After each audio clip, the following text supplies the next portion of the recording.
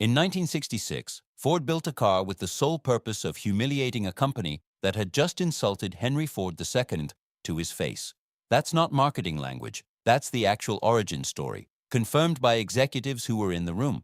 A deal that should have made Ford the owner of Ferrari collapsed in a matter of hours, and the man who walked away from the table did something almost unheard of in corporate history. He didn't sue, he didn't negotiate again. He ordered his engineers to build a car with one single mission: to beat Ferrari at its own game, on its own turf, in the race Ferrari considered its personal property.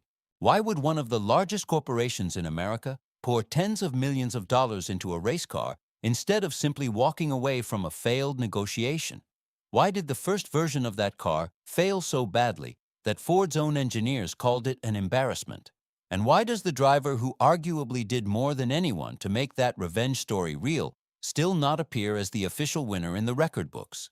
I'll tell you how a canceled business deal turned into one of the most expensive grudges in automotive history, and how it ended with Ferrari humiliated on the exact stage it had dominated for years.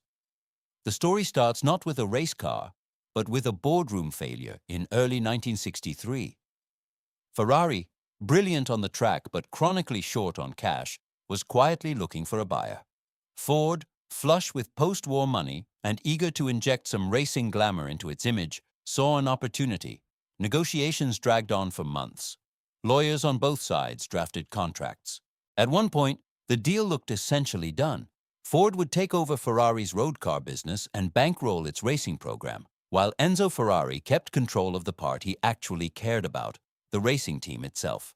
Then Enzo read the fine print more carefully. Buried in the agreement was a clause giving Ford final say over the racing budget, including whether Ferrari could compete in the Indianapolis 500, an event Enzo had zero interest in. He refused to sign. According to several accounts from people close to the negotiations, he didn't just decline politely. He reportedly dismissed the Ford representatives in the room, and word of the insult made its way back to Henry Ford II himself. For a man running one of the most powerful companies on the planet, being publicly rejected by an Italian car maker, a fraction of Ford's size, wasn't just a failed deal, it was personal. Henry Ford II didn't respond with another offer. He responded with an instruction to his racing division: find a way to beat Ferrari at Le Mans, the 24-hour endurance race in France that Ferrari had essentially owned for years. Ford had almost no experience building a car for that kind of race. The company's motorsport background was mostly stock cars and drag strips, nothing close to the engineering demands of 24 hours of continuous high-speed racing. So Ford did what a company with deep pockets and no expertise usually does. It went shopping for people who already had the knowledge. Ford acquired Lola Car's GT chassis design, hired British engineer Eric Broadley, and brought in former Aston Martin racing manager John Wyer to help run the program. The car that came out of this rushed collaboration was called the GT40, the number referring to its height in inches, just 40 inches off the ground, low enough to qualify as one of the most aggressive-looking race cars of its era. The first real test came at Le Mans in 1964, and it was close to a disaster. All three Ford GT40s entered failed to finish the race. Suspension failures, gearbox problems, one car even caught fire. Ferrari, meanwhile, cruised to victory with barely a scare. For a company that had just poured millions of dollars and enormous public pressure into this project specifically to embarrass Ferrari, watching all three cars retire before the finish wasn't just disappointing. It was the exact opposite of what Henry Ford II had ordered. 1965 wasn't much better. Mechanical failures again ended Ford's campaign early, while Ferrari won for the sixth year in a row. 2 years and millions of dollars in, Ford had built a car that couldn't even survive a full day of racing, let alone challenge for a win. Here's the paradox worth sitting with. The very ambition that pushed Ford to build something entirely outside its expertise was also what nearly sank the whole project before it produced a single meaningful result. Frustrated with the lack of progress, Ford made a decision that would define the entire program. It handed control of the racing effort to Carroll Shelby, the Texan driver-turned-constructor already known for building the Shelby Cobra.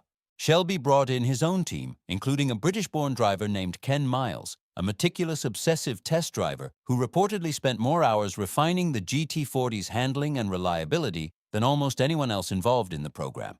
Miles wasn't just a fast driver. He was the one who diagnosed and fixed dozens of small mechanical issues, that had been quietly killing the car's chances for 2 straight years. By 1966, the GT40 Mark II was faster, more reliable, and finally ready to actually finish a race, not just start one. Le Mans 1966 delivered exactly what Henry Ford II wanted, and then complicated it in a way nobody expected. Ford GT40s took first, second, and third place, a complete sweep of the podium, a level of dominance Ferrari had never suffered at its own signature race. It should have been an unambiguous triumph, especially for Ken Miles, who was leading the race and appeared set to become the first driver ever to win Le Mans, the Daytona 24 Hours, and the Sebring 12 Hours in the same season, a feat no one had achieved before. But Ford's PR team wanted a photo finish for the cameras, a symbolic dead heat between two of its cars crossing the line together. Miles, following team orders, slowed down to let a teammate's car draw level with his.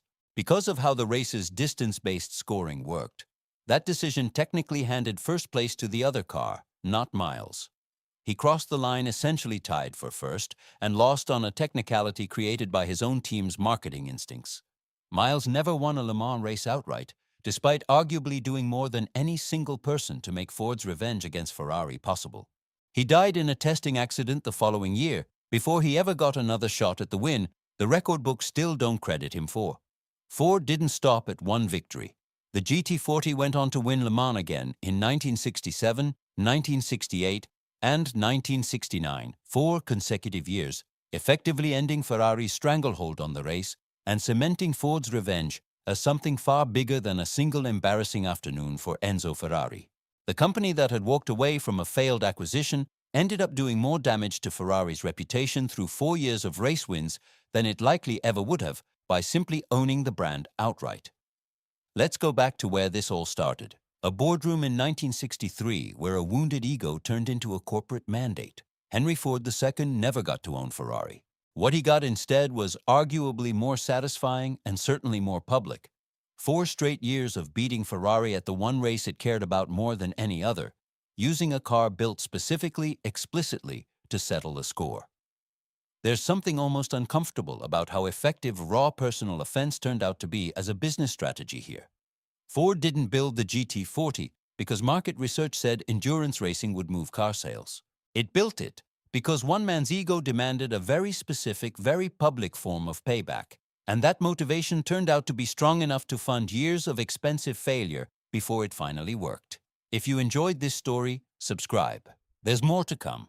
And here's a question for the comments. What surprised you more, that Ford built an entire race program out of wounded pride, or that Ken Miles, the man who arguably made the whole thing possible, still isn't officially credited as the winner of the race that made Ford's revenge complete? For me, the hardest part to write about was Miles' 1966 finish. It's rare to find a story where doing exactly what your team asks costs you the one record that should have been yours. If there's another car with a hidden history like this one you'd like to see covered next, drop it in the comments. I read them all.